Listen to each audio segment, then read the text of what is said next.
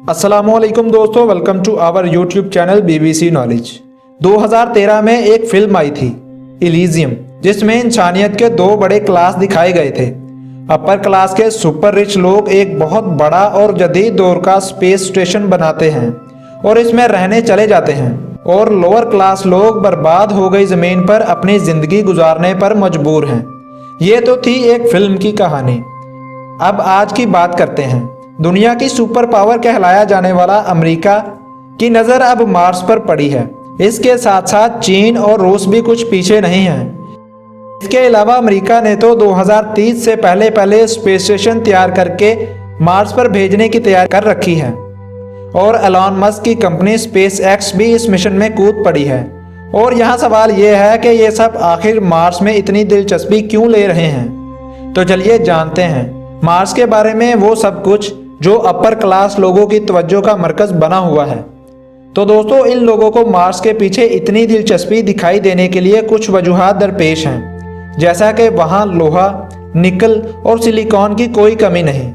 NASA की documentary को मद्देनज़र रखें तो इन्हें मार्स पर पानी के वाज़िया और पुख्ता सबूत मिल चुके हैं।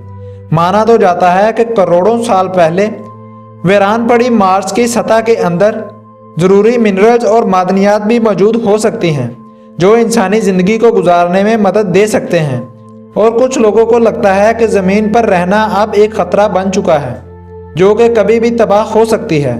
अब इतने बड़े मिशन को मुकम्मल करने के लिए बहुत सारे पैसे चाहिए, और पिछले कई सालों से लोगों की स्पेस में जाने की ख्वाहिश भी रही है। और इन सभी बातों को मद्देनज़र रखते हुए मार्स अब हम सब का पसंदीदा सैयारा बन चुका है। और रिसर्चर्स का मानना है कि कभी ना कभी लोगों में मार्स पर जाने का ख्वाब सच होता दिखाई दे रहा है, और लोगों को इस बात को लेकर एक बड़ी रेस भी देखने को मिलने वाली है। और अगर ये कहा जाए कि रेस शुरू हो चुकी है तो कुछ गलत ना होगा।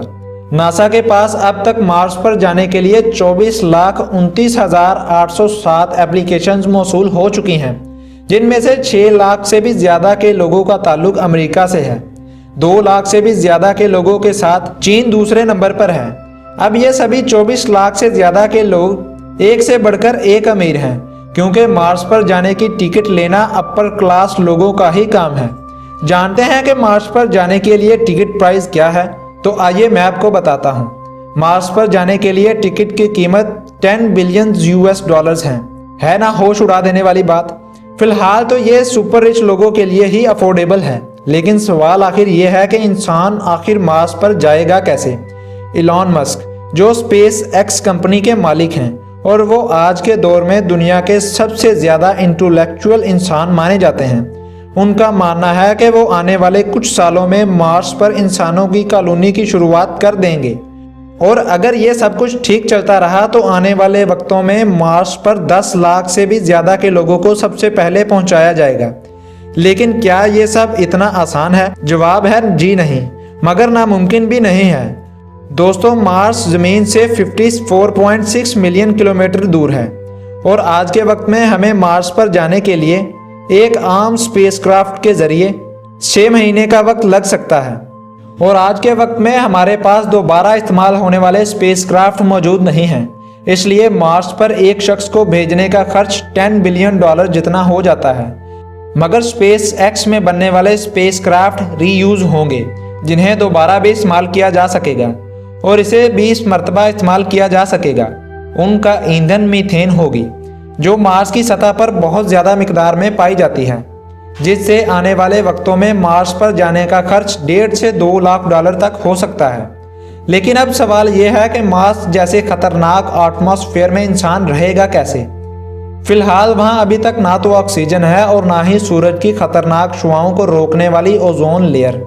मगर हाथ आए सबूतों से ये मालूम होता है कि मार्स पर लाखों सालों पहले इंसान रहते होंगे, और वहाँ एटमॉस्फेयर दोबारा से बनाया जा सकता है। एलॉन मस्क का कहना है कि वहाँ खुदकार एटमॉस्फेयर वाले इलाके बनाए जा सकते हैं। ये मुश्किल ज़रूर है, लेकिन इनकी आदत भी डाली जा सकती है।